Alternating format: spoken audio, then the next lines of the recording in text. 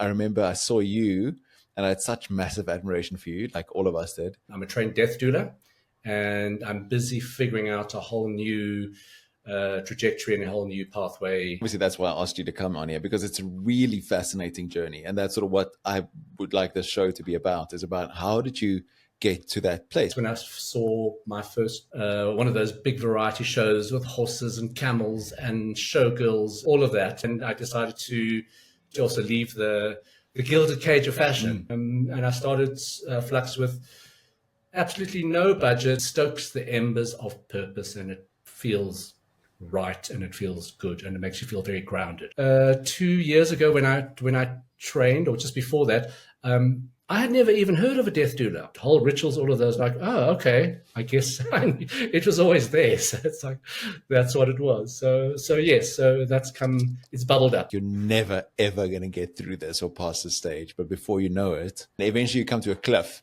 And then the only thing you have to do, you can't see the bottom. And the only thing you have to do that's left to do is you have to jump off of this cliff. Yes. And that's the way you go through a midlife crisis. And that's where the title of this podcast actually comes from, Through the Fog.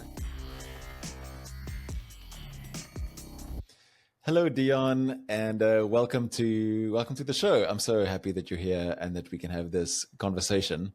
And whilst I was prepping for it, I realized that we know each other. I was calculating about 26 years. Wow. Okay. Which is like more than half my life. Yeah, more than half my life. I think I know you longer than I know my wife. Like, that's really insane.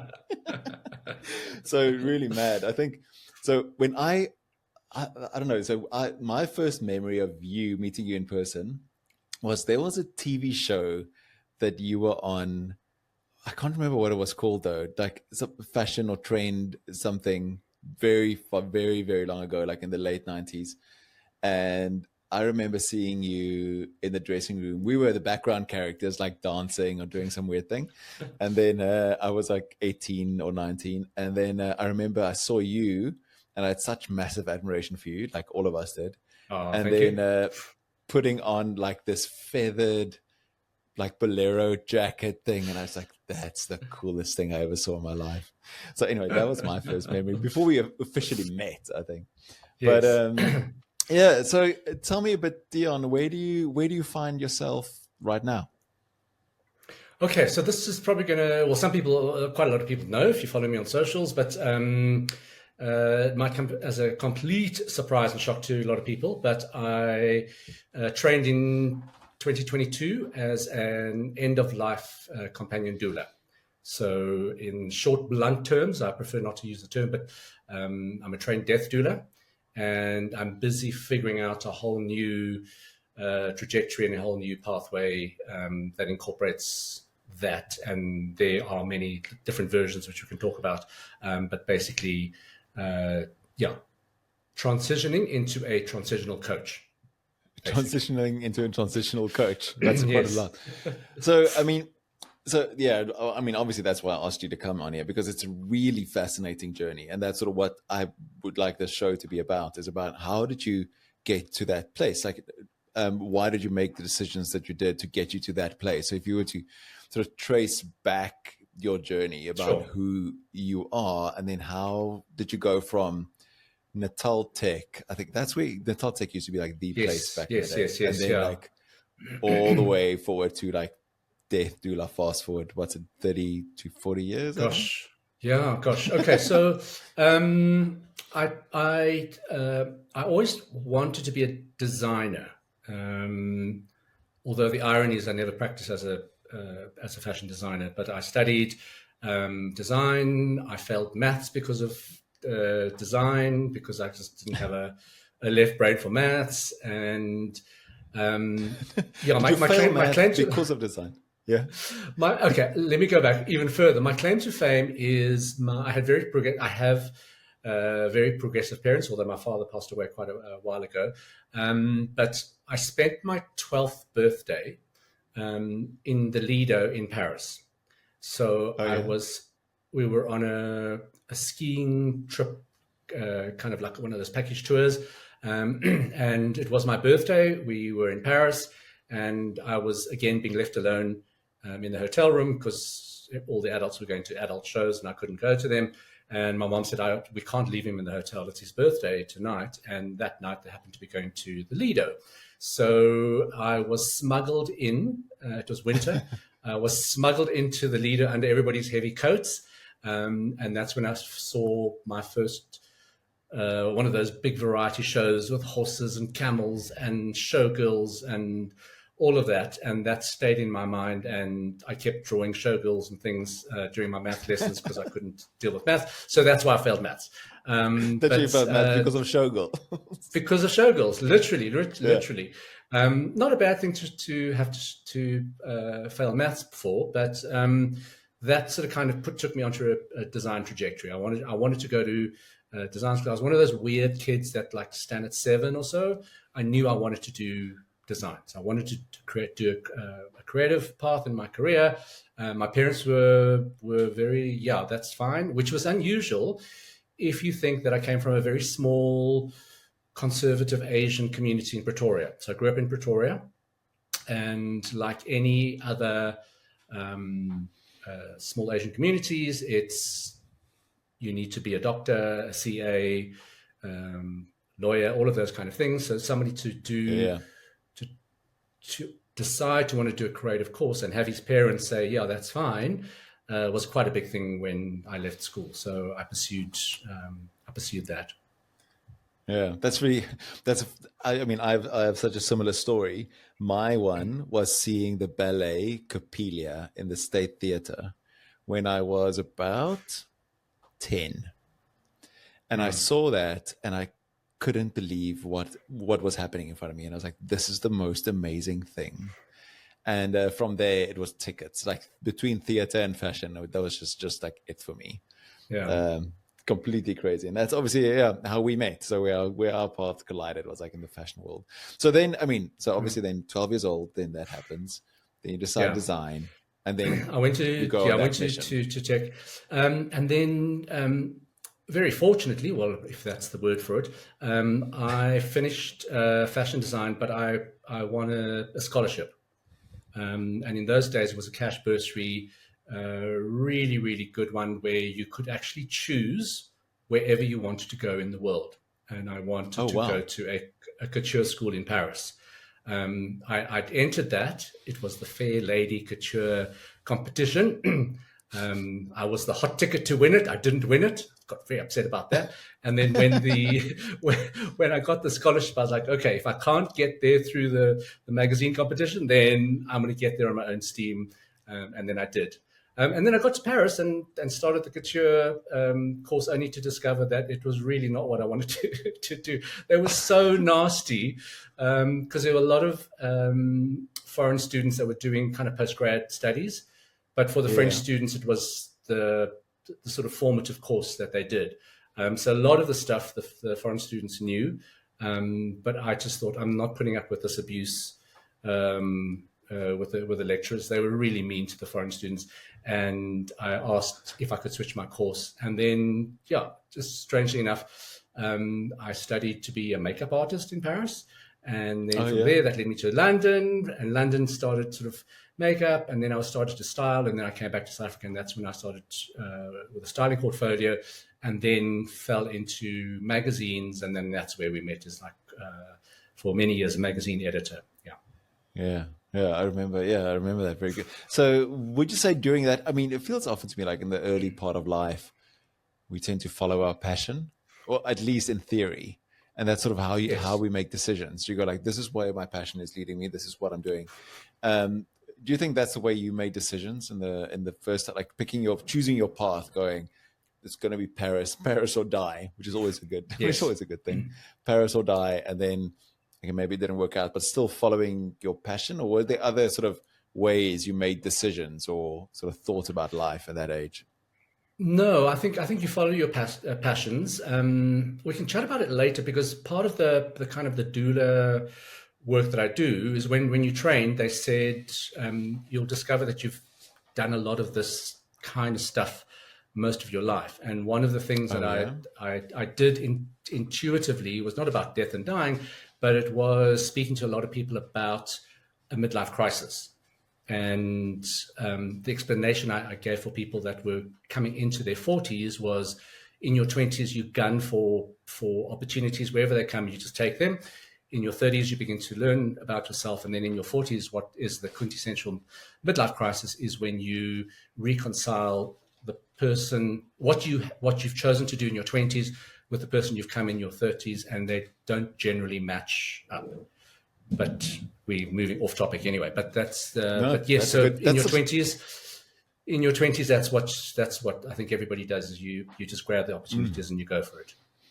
Yeah, I mean, like that's such a. I'd love to dig into that even more. Like that's such an interesting thing, and I think I'm just over my mid-40s now. I'm 46, and it's such a real thing. And I had this conversation with so many people, and you and I had this conversation, I think about 10 years ago or something.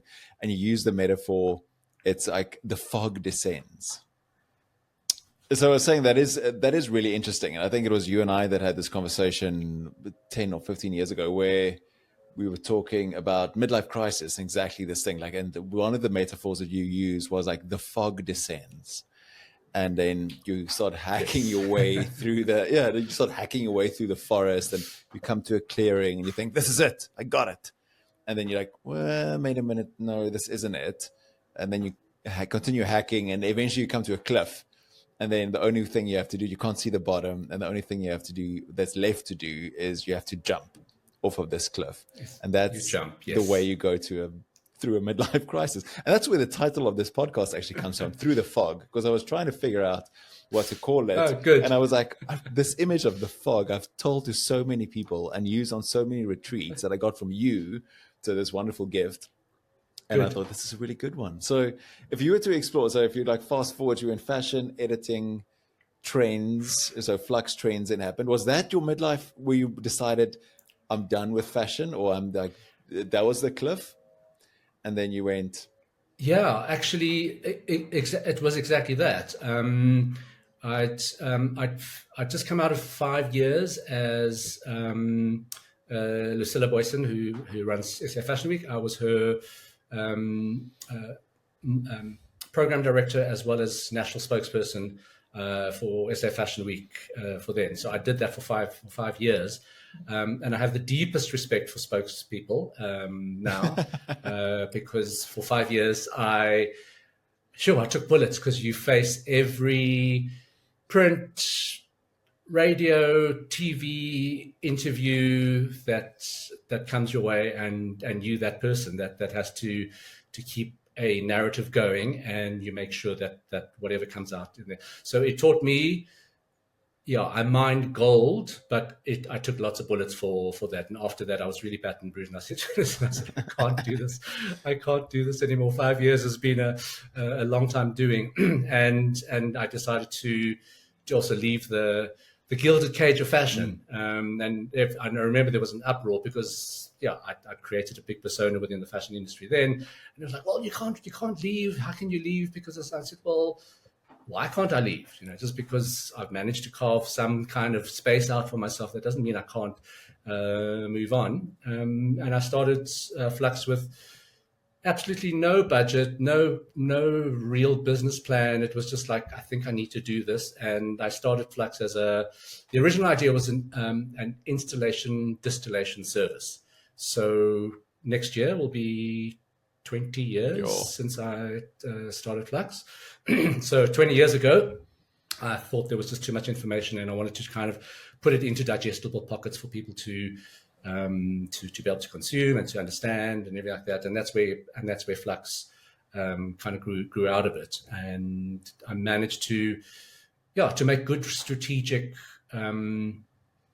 decisions about kind of what the company does along the way, which matched very disruptive business trends. So if you think about social media, the sharing economy, Airbnbs, Ubers, all of those kind of things came just after I had started Flux, and we caught that wave very, very nicely, and I changed the mantra for Flux as Trends as business strategy, because of my fashion background.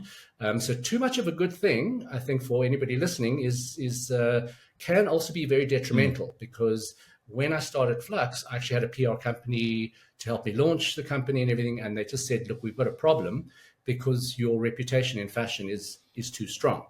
And I figured that out, because the first couple of years, everybody thought I was just a consumer insights company, and I was going to do pretty pictures and what's your color forecast and what's interiors and stuff like that. And I said, no, that's not what we do. And then when I switched to Trends as business strategy and we started looking at disruptive business models, that's when things really, really kind of came together and started to take off. So yeah, it's kind of just being able to judge things a little bit ahead of the time. I suppose that's why I got into Trends, because you can kind of see things that are happening.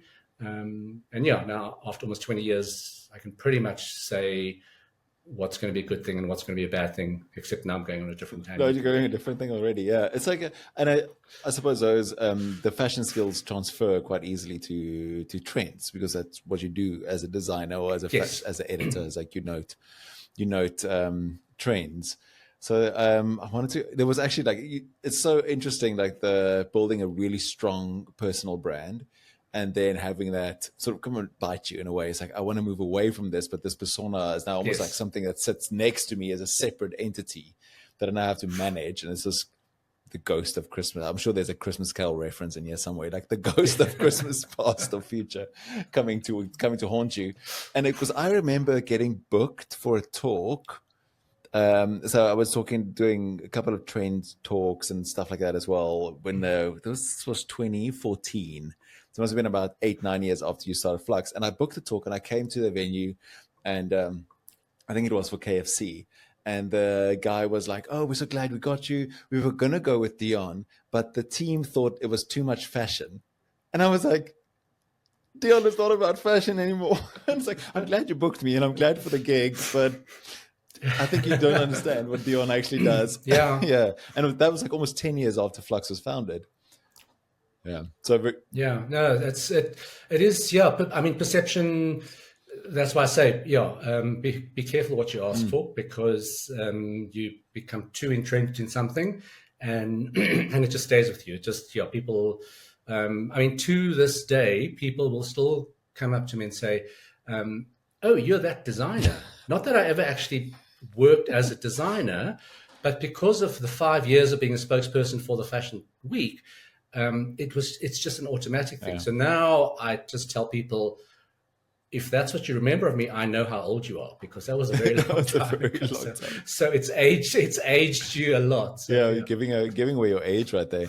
So I mean, yes, exactly. If we can dig into that for a second, like if you think about how you make decisions. Now there's this persona that you've created. It's almost like you allow this persona to make decisions. How did you tear away from that and decided, but I'm not going to go the way where Dion Chang is going to go. I'm going to go the way where I want to go. How did you make that decision, and what was easy and what was hard? It's so I took a lot of notes from that PR company who had the job of trying to position and launch a trends company. And I always say I launched a trends company when trends weren't trendy. So then they were like, okay, we've got to kind of make sure you do that. So it was also, and it's a really double-edged sword, because you want to carry on working. You need an income. You need to pay the rent and everything like that. But you have to say no to those kind of jobs that will take you back into that. So you have to be very, very. It's a hard no. I can't do that because of that. And excuse me, there's a lot of things people have been, and especially people that I sort of built really good relationships there, and still to this, oh, won't you come and do something with that? And I explained to them very, very nicely, I can't do that because it's going to hurt what I want to do. It's going to hold me back. So you really, really have to be hard about it. And even now that I'm in my third, fourth kind of career transition, I refer to a little Instagram reel with Oprah, like Oprah, where she says, and I watch it over and over just to keep reminding me, and she just says, every decision that comes your way, you have to say, what do I want? And she says, once you do that, it starts filtering everything out and things rise up to meet what you want to do or what you are supposed to do.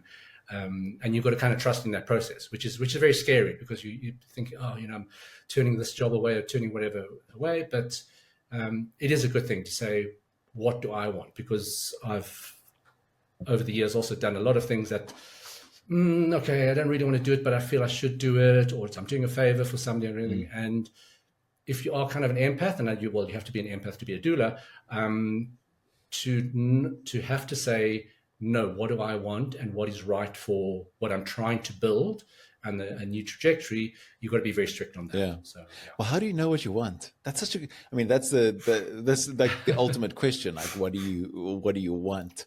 So what do I want? It's such a good question. And then the follow up to then have the courage to say no. I've got a sticker like right here above my computer that says "Say no often," because I have real trouble saying no.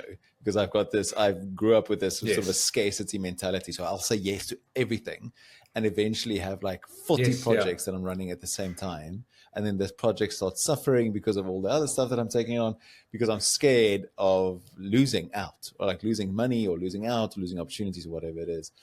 But then, so it's really hard for me to say no. So the two things: how do you know what you want? And then where do you get that courage to say no? Well, I think I think the answer to that is about, I think you got to Marie Kondo yourself. It's like, what sparks joy? So if those options come there, what really sparks joy? And it's that, the old saying, if you really enjoy what you're doing, you're not going to be working, all that kind of stuff. But I think I think that really matters. And the older I get, is the more truthful it becomes. Am I doing it because I need to, because I need the money? So that is a thing. So that's a kind of a secondary thing. But I think if you have the luxury of saying what really sparks joy and what I'm going to really relish and enjoy doing it, then go ahead and start filtering it that way. So yes, there are going to be times when you need to make a financial decision and you're going to have to do things that you're going to have to pay the rent. But I think in most of the times, if you can at least majority of the time say, does that really bring me joy? And am I going to enjoy doing it? And whatever sparks joy can be a lot of different things. So if it is monetary based, then that is that kind of joy. But generally, it's like that the purpose. And I think I'm now, let's say, old enough or an elder enough to be able to know and be one of those really hard ass people and say like, no.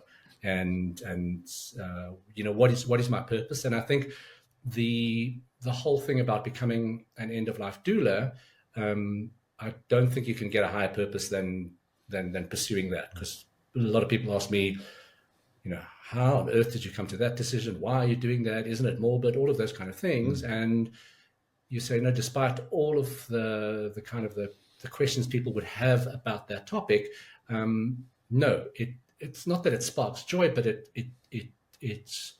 stokes the embers of purpose, and it feels right, and it feels good, and it makes you feel very grounded. So that's another way of sparking joy. I love that so much. Like, it stokes the embers. Would you say the embers of purpose? The embers of purpose. That's such a good.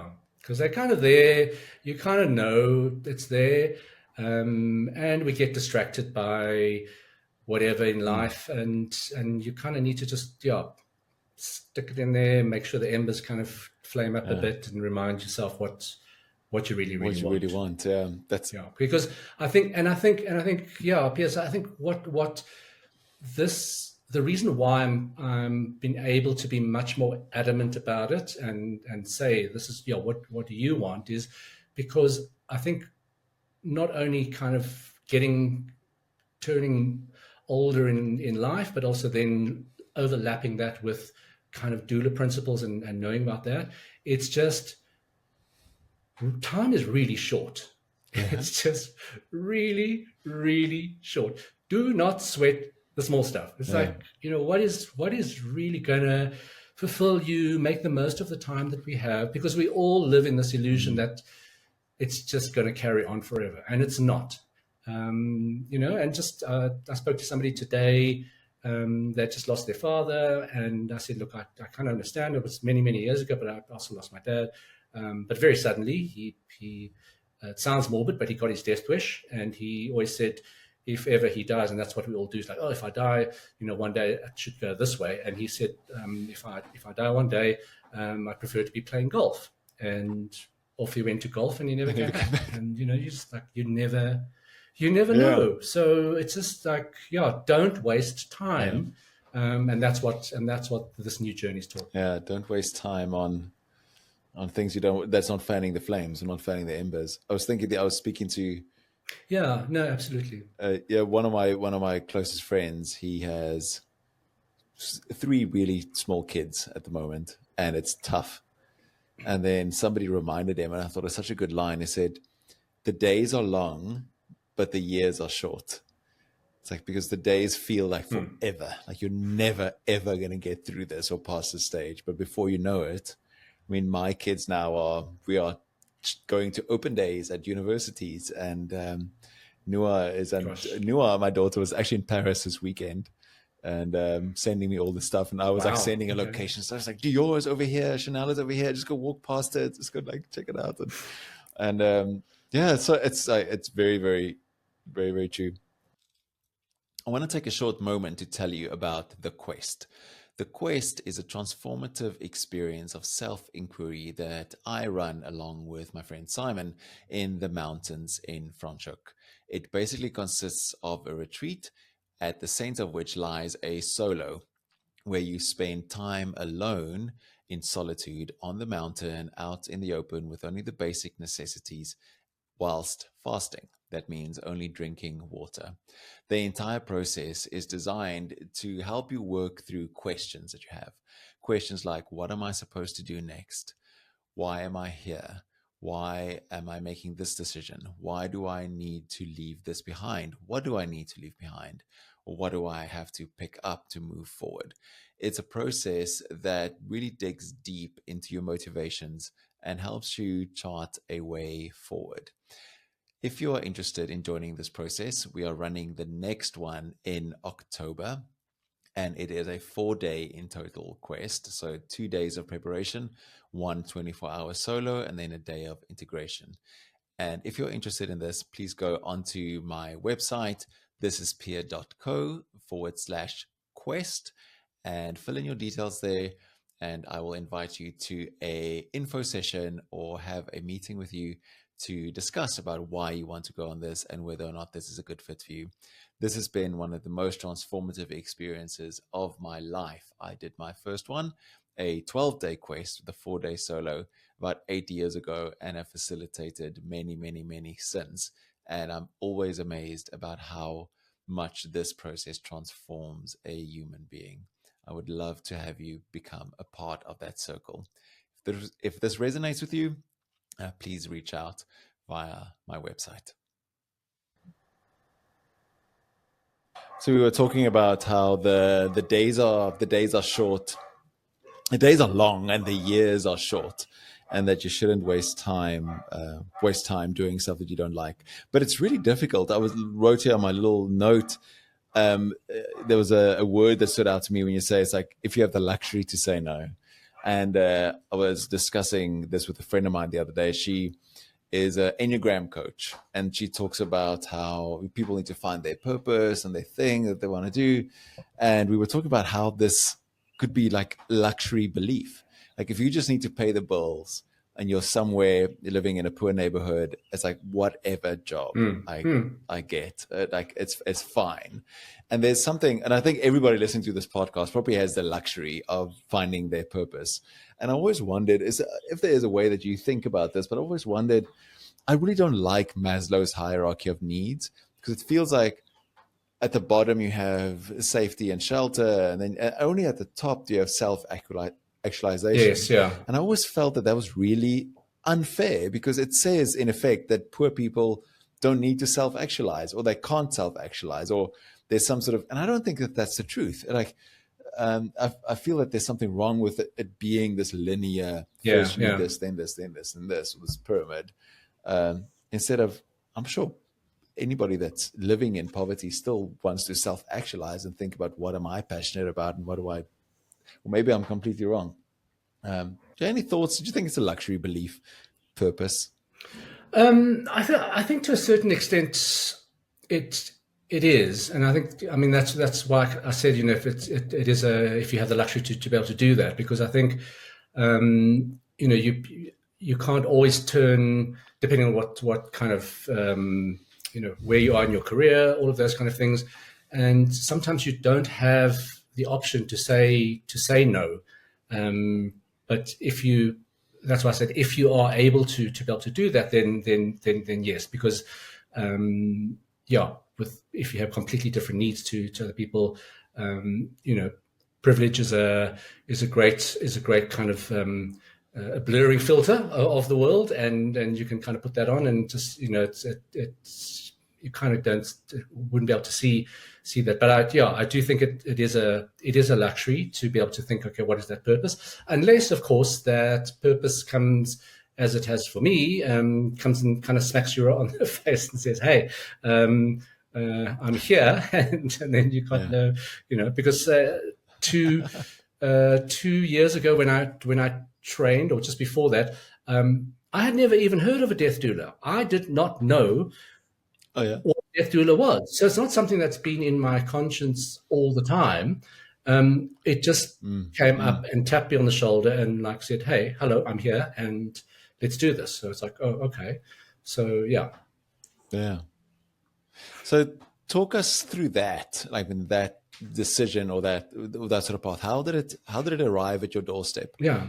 Becoming a death doula. So it was just we were just coming out of COVID. Obviously, there was a lot of tragedy, a lot of death around. And I read one Facebook article, which really, really just stayed with me. Coincidentally, I didn't know this at the time, but it is of another death care trainer that I've now subsequently taken supplementary courses with. But I didn't know that was her. I only found that out a couple of weeks ago. I thought, gosh, that first article I wrote is actually the woman that I'm continuing my training with. And it was about the moment of death. And the post was basically that if you are in that moment when somebody passes away, the normal reaction for people would be to run around hysterically, call people, make sure everyone's knows the news. And she said, this is probably one of the most sacred times you can be confronting. You need to sit down and basically just be still and be with that person, and kind of be very respectful of that moment. And that really stayed with me. And then after that, it's a bit like, you're on a road trip and you say, let's spot red cars. And then you suddenly see all of these red cars. I just started getting a whole lot of articles about death coming my way. After 6 months, I was like, what on earth is happening here? I'm just getting all of the stuff that's coming at me. And eventually I sat down with somebody who had just trained as death doula as well. And I said, tell me about this. What is it? What's going on? Everything. And found out that it was a relatively not too taxing time-wise and everything, an online course that you could do with an international certification. So I thought, okay, let's do that. And then once you start training, that's when they say, you didn't just put your hand up to think, I think this is a good idea. I think I'll just train as a death doula. They said, this is something that it's a calling, very much like a sangoma. You are called. And also it's something that you've been doing most of your life, but you haven't really realized it. And that's where let's call it the 3-pronged strategy came out. Because of course, with me, there's always a strategy.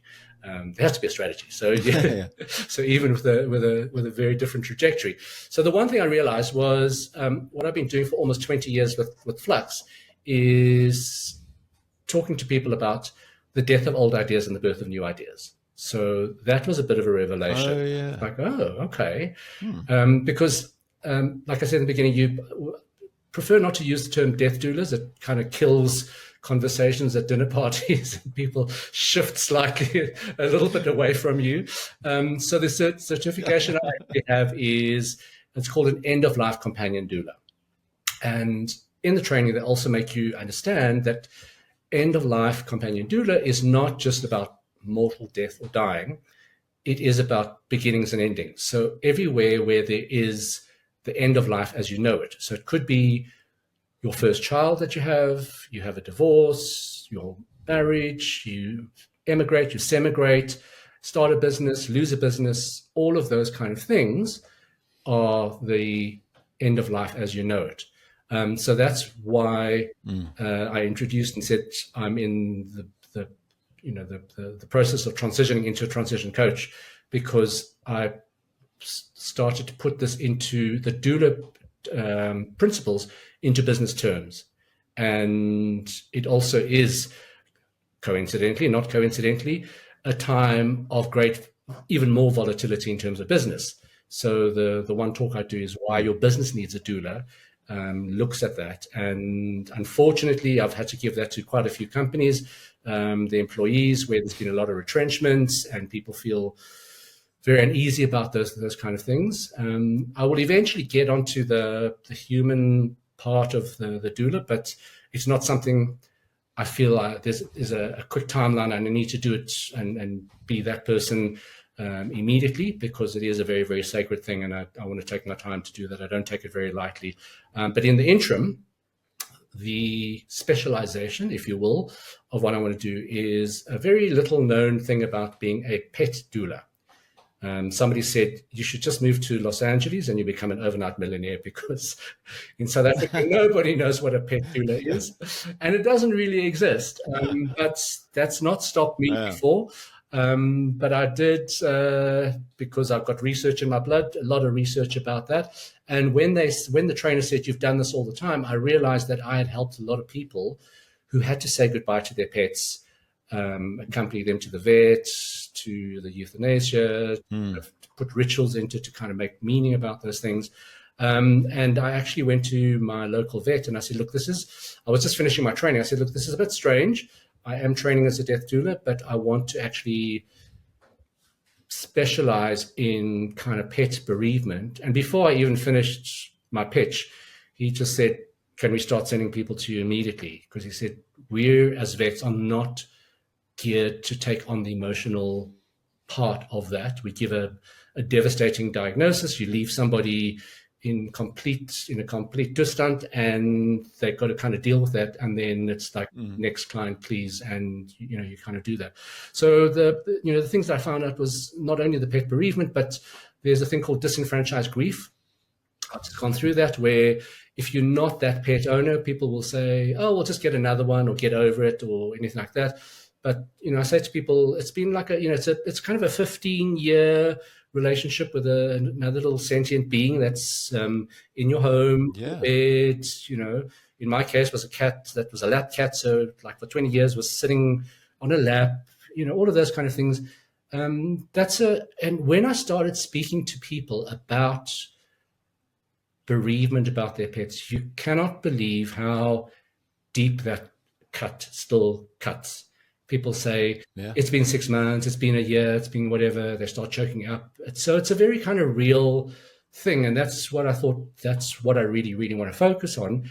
Because if I remember correctly, I think my parents must have really worried for me, because I then thought back in my childhood when they said, you've been doing this for a long time. I remember the countless pet funerals I used to hold in as a child.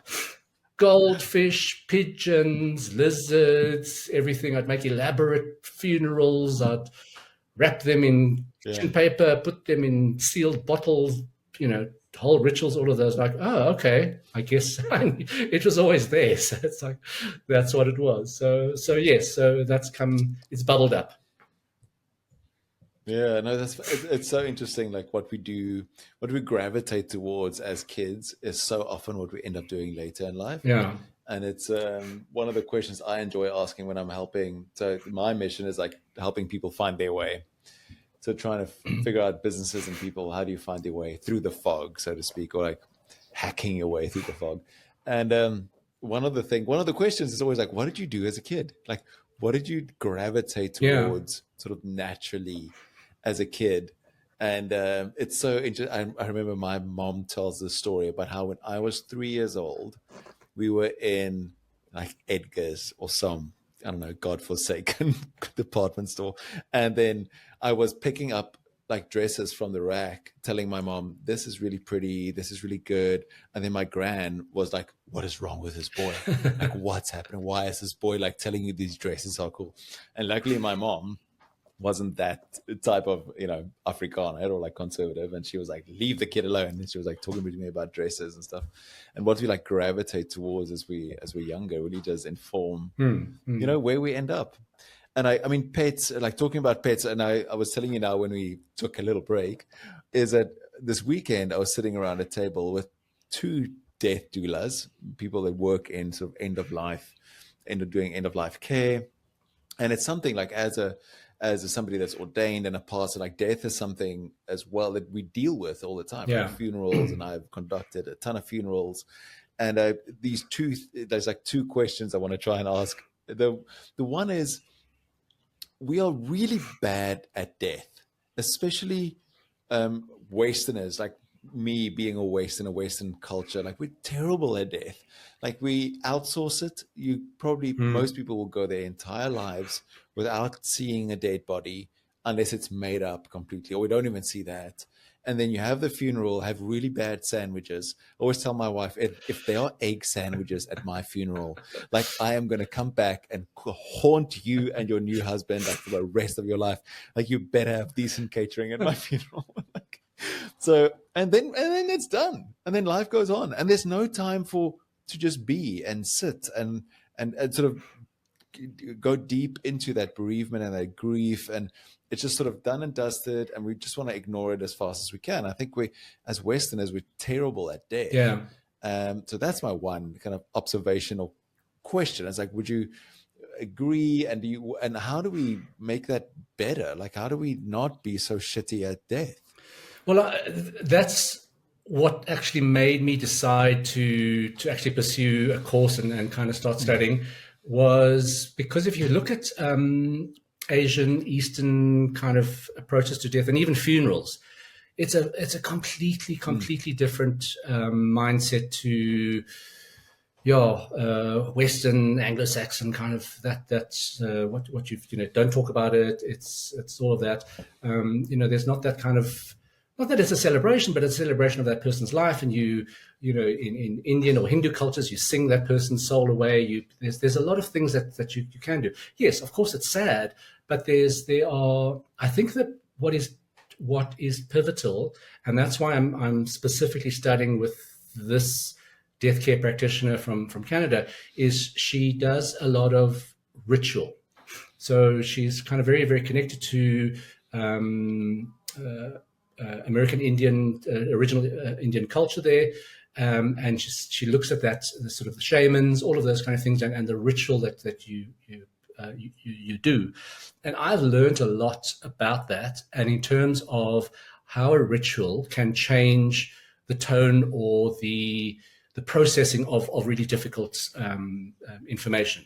So going back to either whether it's the pet's rituals. I've actually spoken to quite a few people that, they had a bad diagnosis for their pet, and they said, look, it's not urgent yet, but I want to be prepared. And luckily, we've gone through a whole lot of things about setting up things. And a lot of the stuff that a doula can do is admin based. So it's like, have you got all of the paperwork together, all of those kind of things. So with the pet is like, just make sure that you go to the vet and say, I'm not going to be in a state afterwards to do this. I'll do the payment later. There's all of those kind of paperwork, admin things that you need to sort out. But then there's also a lot of ritual things that you can put into it. And like we're chatting, I had to say goodbye to my 20-year-old cat, Billy Bob, and managed to kind of just really put a whole ritual, a sequence of events that would happen. And the vet did say afterwards, she's like, that was one of the most kind of peaceful passing she's really, really seen. So it's possible to let's say, buffer the harsh realities of death and dying. It's always going to be sad. It's always going to hurt. Yeah. But there's a way of approaching it where, you don't suppress things and you don't end up 5-10 years later in therapy because you've suppressed a whole lot of stuff that you shouldn't have. Which, if I can just divert a little bit, because they overlap, is the kind of transitional coaching that I'm doing is also for executives as well, because there's a horrible stat, but I understand it because it's of that generation, that executives, specifically in South Africa, will fear retirement more than they fear death. And that's kind of sad, because it is a sort of a boomer generation that has poured their heart and soul into their career. So once you take that career away, the entire persona disappears and your identity disappears. But with that, I can see the kind of relief when I speak to executives. I talk about life's third age. So I've been reading a gerontologist, his name's Ken Ditchfield, about what retirees really want, life's third age. And it made complete sense to me when I heard about this, because if you think about it, people turning 90 is not really that unusual anymore. Grannies, grandpas, people are turning, I'm going to my grand's 90th, good. 100 is maybe a little bit more of an anomaly nowadays, but 90, not so much. And his third life theory is, and it's not a theory because it's reality now, is birth to 30 is your first age, which is developmental. 30 to 60 is personal, professional development, your career, your family, all of those. And now there's 60 to 90, and that's life's third age.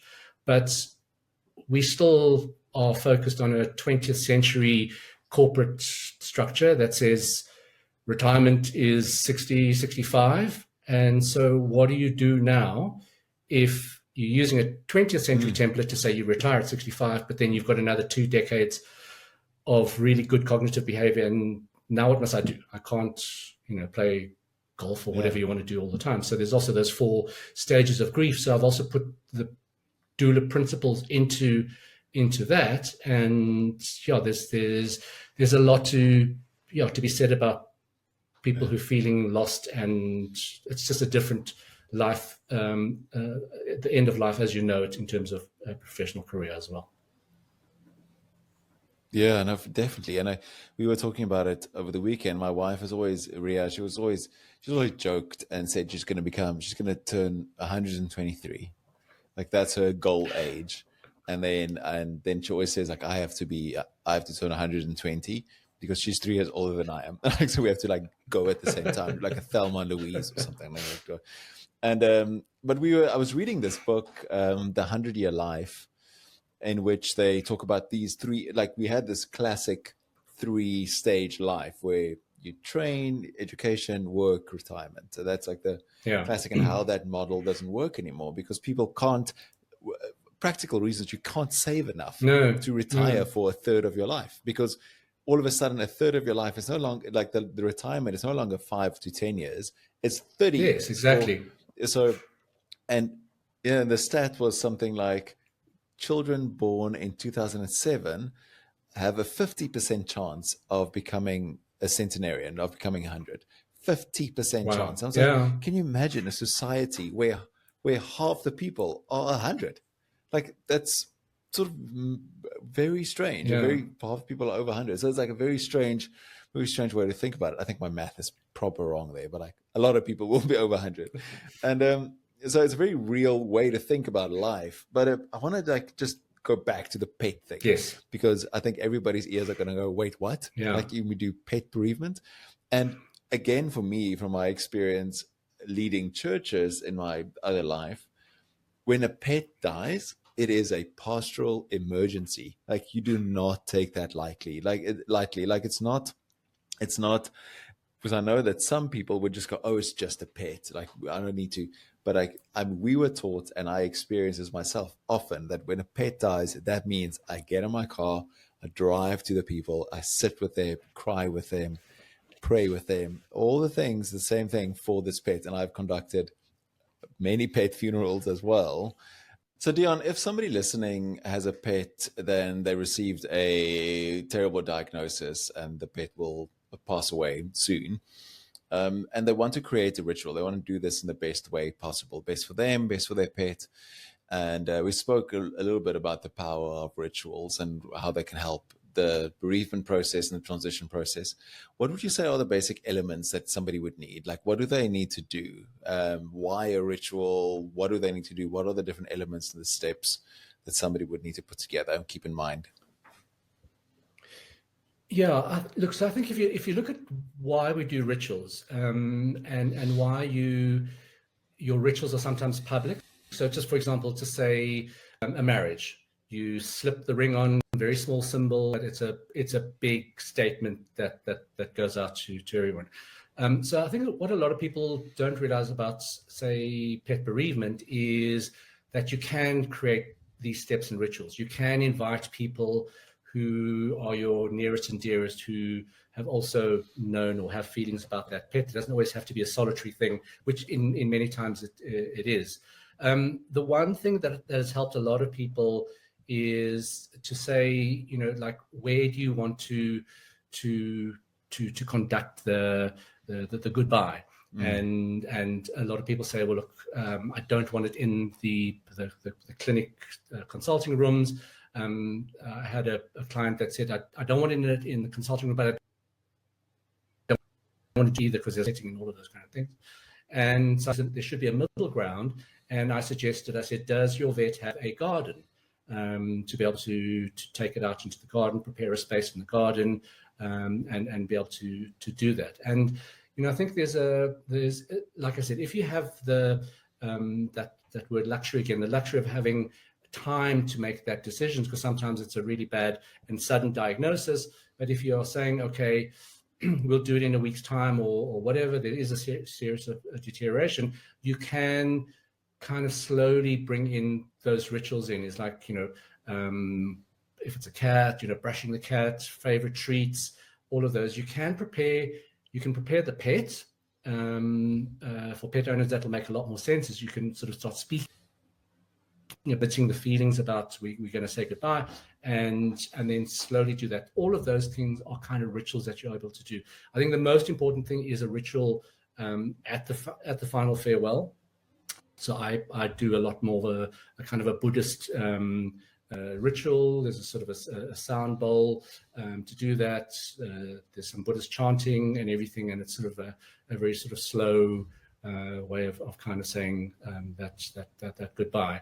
And then I think what I think is really important is rituals afterwards. And this is not just for pets, pet bereavement, but I think if you are dealing with any kind of death, whether it's a pet death or a human death, the sense of loss is it's a discombobulation. You are knocked sideways for that moment or what's happened, and you're completely disoriented. And what rituals do is just slowly anchor things a little bit, so your head can process what's happened. Again, it's not going to hurt less. It's still going to hurt, but it's going to do that. So a family friend lost her husband also very, very suddenly. And I went to her afterwards and I said, look, whenever you want to come and chat to me, let's chat. And she actually did. I was quite surprised. It was quite soon after she lost her husband. And I said to her, and she was, she wasn't understanding the rituals, because I said, like that, you can speak to that person. So I've a lot of say, light a candle, symbolically you letting the spirit fly away, or you saying it's okay to go, all of those kind of things. And she was quite grasping, she couldn't grasp it, because she said, but he's not going to hear me, if I speak to him. I was like, there's kind of ways and means that you might get signs or signals and things like that, because I sincerely believe that. But I think what I said to her, for me, made the most sense to me, and I think it made sense to her. I said, what rituals do, it's like you're trying to erect a tent in a howling gale and a howling storm. So you hammer the tent pegs into the ground. Those are your rituals. You do this ritual, you do this ritual. I said, it's not going to stop the, but at least it's going to tent so that you can withstand. Yeah. that's to kind of sure that those rituals keep you a little bit grounded while your head's processing and while you catch up to what's happened in your life. And that's what, for me, is what rituals do. Yeah, that's very powerful. Like I love the tent imagery. And those three, I've spotted about three things in a three-pronged approach strategy, like three things that really need to matter. It's about the community, like who is around there. And that's something that you don't think of when it comes to pets. You tend to not think about that with pets. And I think that's really helpful. Like who is there? Where will it be if it's not possible to be at your home? Could there be a nicer place at the vet, or is there some other place where it could be? And then adding sort of physical symbols and elements into it. You suggest singing bowls or the chanting, or favorite treats, maybe in leading up to it, or as a so those are like physical elements that you can then really color it in any way that you would like, that you could or want to. I think those are really helpful elements. Yeah, and sorry, but I think that's, you were talking about the difference, or we were talking about the difference between kind of Western approaches to death and kind of Eastern or Asian approaches to death as well. And I think, if you're saying goodbye to that pet, it's very traumatic. But of course, pets can pick up on your vibe and what your mood is, everything. So if you go the kind of the goodbye process, wailing and gnashing of teeth and like being, hysterical, which you want to do inside, it's not actually going to help you or the pet or the situation at all. It's really to try and be as kind of calm and saying goodbye as possible. So one of the rituals that's my trainer, for things to the pet, and you do around who know the pet very, very well. Each person can you say thank you. So number one is, thank you for all of the time we've had together and giving all the unconditional love. Number two is sorry. I'm sorry it had to end this way. I'm sorry I've had to make this horrible decision, or I'm sorry about something else that happened, or I've left it too late, or that you're in so much pain. And number three is gratitude. So thank you for the time. I'm really grateful for that. And then the final one is to say goodbye. And if you do those things, it suddenly makes, gosh, you've actually created a structure to say that bye, and it's not just injection and then what? I think those to put a structure to that, to put a ritual to those kind of things is really, really beneficial. And in many ways, that's what human funerals do. You have that structure, you have a service, you have this, you have a wake. It's those kind of things, and we don't do that for pet bereavement, and yet it cuts very, very deep as well. So we should do that sort of thing. Yeah, absolutely. And my experience is that humans are, and I'll often say this when we do retreats, especially, as like we are ceremonial creatures. Like we make ceremony wherever we go, even sort of unintentionally or subconsciously we do it by packing stones or scratching something out on the beach or burning somebody else's old love letters, or this action. We need that, like getting rid of certain items that we feel are tainted and replacing them with the new things. For if somebody's gotten divorced, for example, or they need to replace that, or they need some sort of ritual. And otherwise it's very difficult for us to move forward, in my experience. And also one of the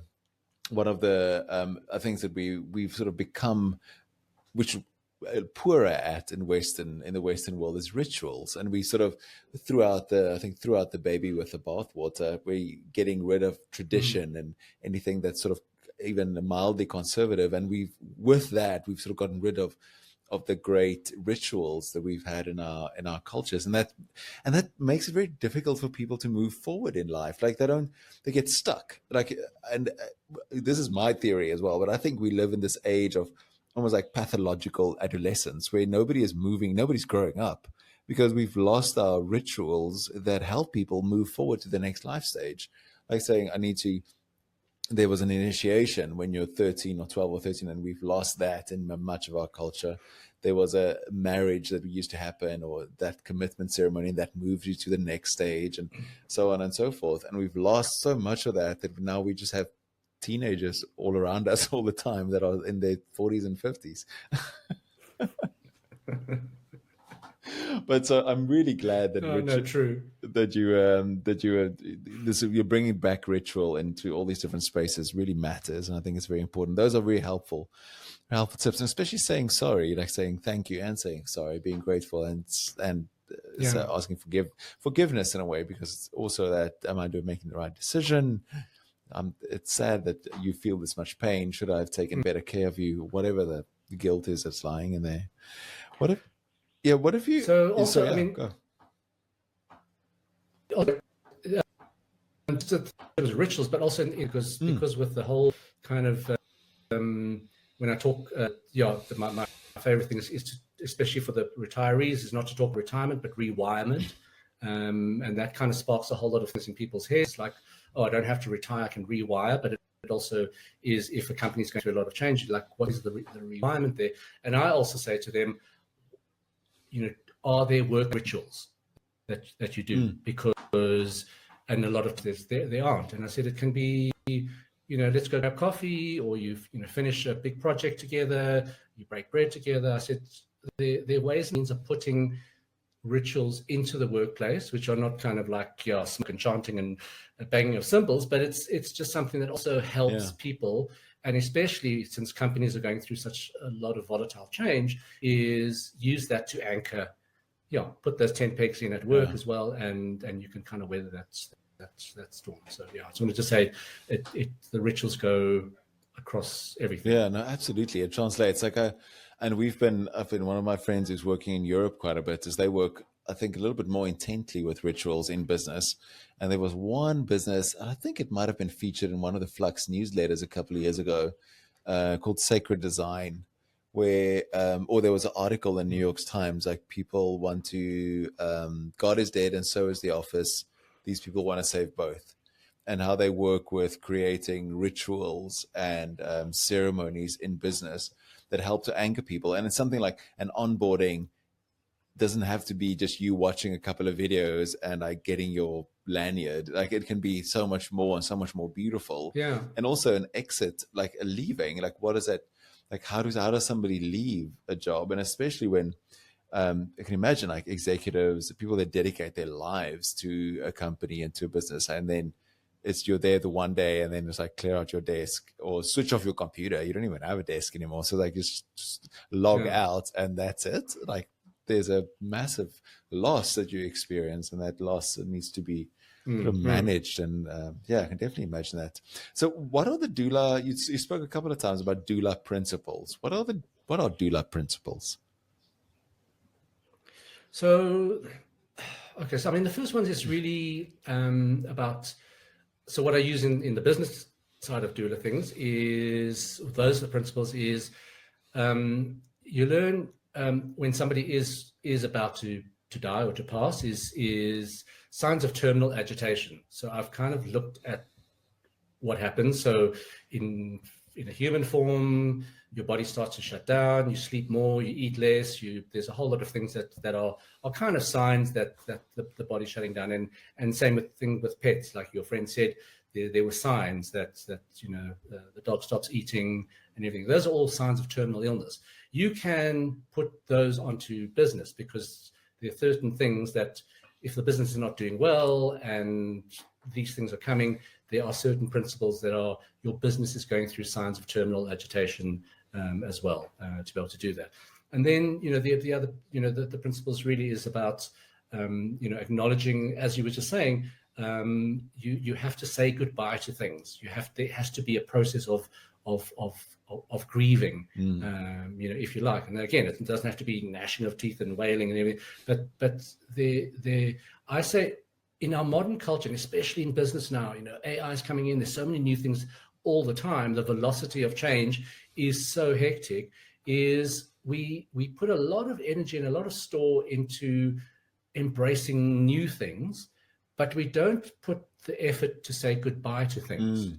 And I think that's a big thing that leadership in a company misses out on, because you will say, okay, we're going to go into this new system, we're going to do this, but then, those people, my skills aren't valid anymore. I don't know how to, learn this new system, all of those kind of things. You're leaving a residue of kind of unfulfilled or undealt with grief that people are going through.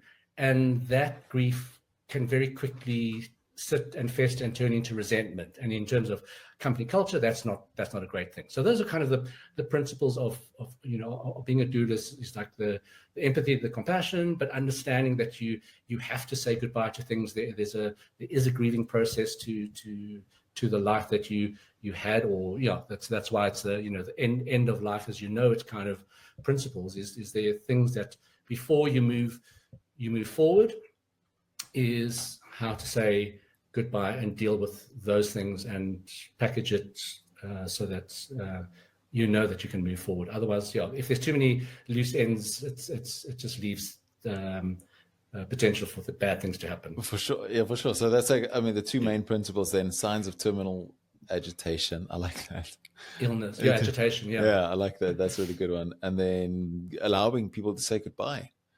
And it's so true. Like I experienced that in business as well, where like you all of a sudden have a new strategy or there's new tech coming in and the old things are just ripped away from people. Like there was one of my clients and the one lady, she's been working there since 1984. She made sure that I understand that.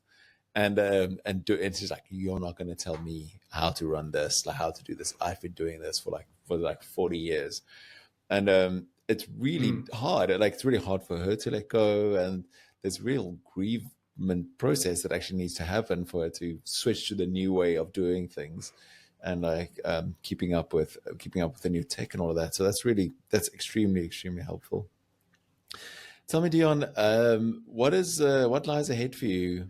And then this last third, maybe there's another third. By the time you get to 90, they'll be like, sorry, there's we're going to do quarters now. So you'll go to 120.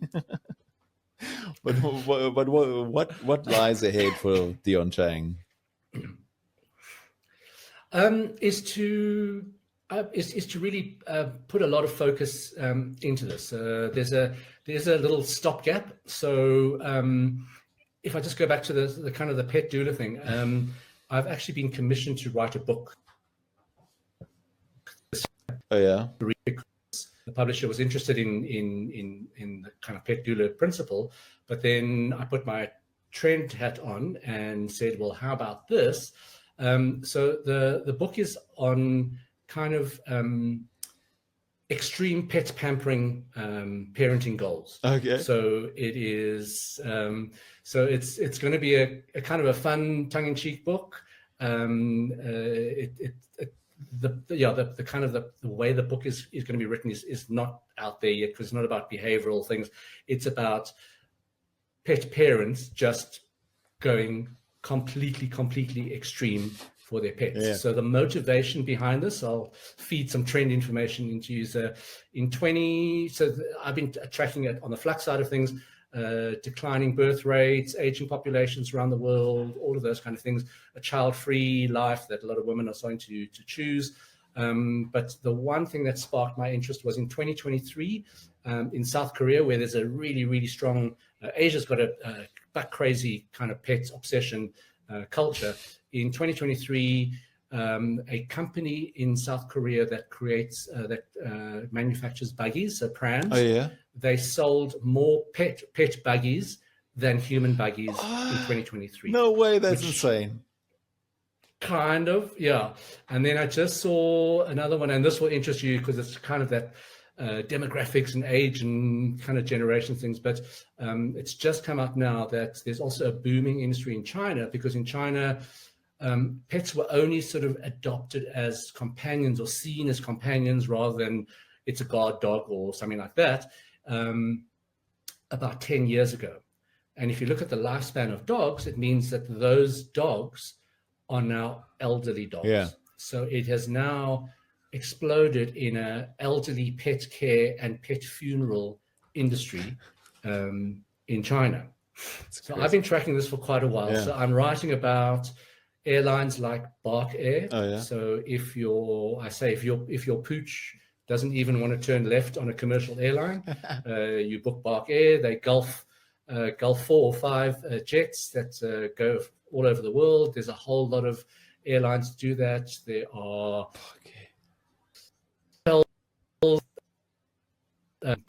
therapy for puppy, menus for their dogs. So the book is about extreme pet pampering, and then that is where the pet doula thing is like. So when you have to say goodbye and you've invested so much love and energy and money into your pets, how to do it, and all of that. So this year, or let's say the next couple of months, I'm glued to my laptop, and I shall be writing about insane pet pampering trends. And then hopefully that will also then lead to a lot more of pets being a pet doula and introducing the concept to people, because people just don't know what a pet doula is or what. But when you okay, that's it. Yeah, and they can really see the need. Tell me, is Gloria going to feature in the book?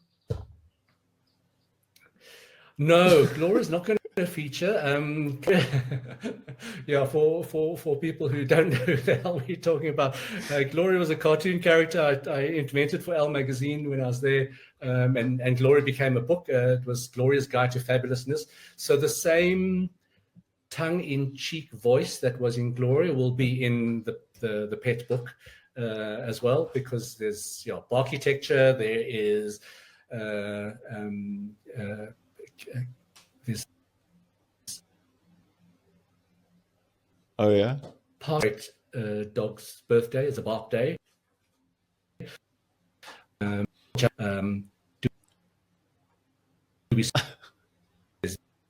things like that. So I'm going to have a lot of fun with that, but not Gloria, but Gloria's voice and spirit will be in this book. So I was like, well, there's an opportunity here. It could be Gloria's dog, or it could be Gloria's cat. It could be Gloria's. It could be something a little bit of continuity, but that's really interesting. Like, just to end our time together, like a couple of popcorn, quick little questions. Advice to kids: if there's a young boy, 12 years old, looking at with the big forlorn eyes at like a sewing machine, what sort of advice would you give that boy or kids in general? Yeah, I mean, it's hard. It's like, just don't let the bullies bully. And that goes for parents as well, because parents can also bully into the career things. If it's say an older child, the best piece of advice I got was from a letter in reply to Simon Cooper. He's a ex-South African columnist in the Financial Times, and he was writing about the end of his career to sort of coming to an end. And a woman wrote in from HR, and she said, the mistake we make, and I think what parents make, is you choose the discipline you want to go into. So it's like, okay, I want to be a lawyer, or the parents say you must study law or to do that kind of thing. And she said, don't choose the discipline, choose the sector. Because she said, I know lawyers who are living their best lives in the gaming sector. But if you kind of went for the discipline first, you would probably never think about dealing with IP law and stuff like that in the gaming sector. And she's like, these lawyers are just like relishing their lives because they're doing law, but they're doing it in gaming. Yeah. And that was, for me, a really good perspective shift. Like, don't choose the sector, don't choose the discipline, choose the sector first, and then the discipline will follow. And then a quick one for the parents, and I've had this conversation so many times because of our 12 years of Gen Z studies, is like, please do not push your child to go into university after matric. I'm like, just please don't do that. And they're like, why? I'm like, okay, let me take it to you as a physiological thing. It's like the adult brain goes into adult thinking mode at 21 or 22, and history is littered with parents saying, you've got to do this, do the backup degree, you must go and do this. And when they finish that 4 years, they go, Mom, Dad, you know what? I don't want to do this. I want to do that. And then the parents freak out, and I'm like, no, it wasn't their fault. You pushed them before their brains could settle. So yeah, don't push your kids into university at 18. That's really good advice. That's really good. I'm going to have a conversation with my wife after this one and be like, not so many university open days for us. That's really good. I like that. Thanks, Dion. Thanks, Dion, for that. A book that changed your life. Gosh, okay, I didn't really change my life, but let's say it warped my imagination. So I'm a very, very big Murakami fan. So Japanese author Haruki Murakami. He's almost like he's got a cult following around the world. He's just got, well, whoever translated his books into English from Japanese, deserves a bells, because it's very kind of complex other world. It just like blends between this reality and another reality and everything, and it's always a little bit surreal. But it's just, they're just amazing books, and those books I relish, and it shows, because if you go to any secondhand bookshop, you can never find a Murakami, which tells you a lot of things. Okay, I'm writing that down on my book list. That's really great. I mean, this one is for me, just more for me than anything else. Favorite restaurant in all the world? Sure. I don't have a favorite restaurant, because I'm also I'm more of a street food lover. Oh, okay. So I did not know that. Prefer to go to a whole lot of street stalls than go to a really high-end restaurant and have that meal. So my last, let's just say, world and perspective defining trip to Japan 2 years ago. I made sure that I went to Osaka, because Osaka is the street food capital of Japan, and just ate there. So all of the kind of restaurants I went to in Japan and there are lots of them, are these kind of narrow one counter that sits 8 people kind of eateries, and the chef's there, and like if there's 10 people, then it really feels crowded, but that's it. And those are the kind of restaurants. But the one meal, again, it was Japanese as well.